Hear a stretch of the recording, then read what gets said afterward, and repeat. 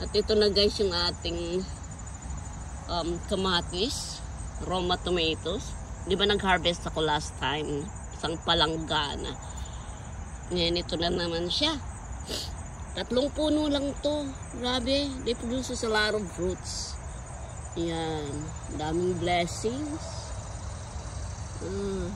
Tapos ito yung cherry tomatoes. Grabe. Super dami. Yan. Naglalaglagan na yung iba. Ayan. Oo. Yan. Diba?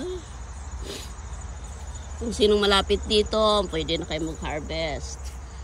Ayan o. Kita nyo yan. Roma. Nangalay-kalay.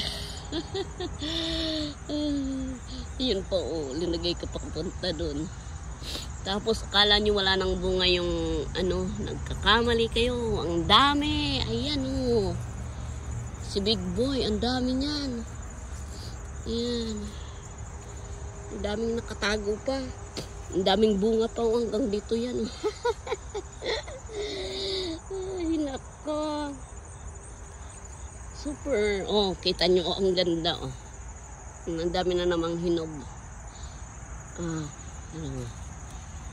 Pinasandig ko siya dyan. Kasi nasa lupa na yan eh.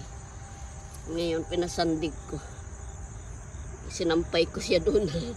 Ayan siya. Isang sanga dyan. Tapos dyan. Ayan. Ayun pa super dami.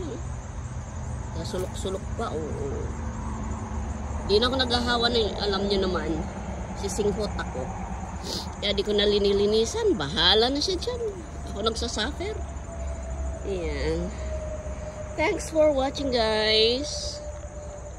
Sana sa Pilipinas magkaroon din ng ganitong maraming pananim para makalibre na sa mga ulam-ulam ba, diba? God bless us.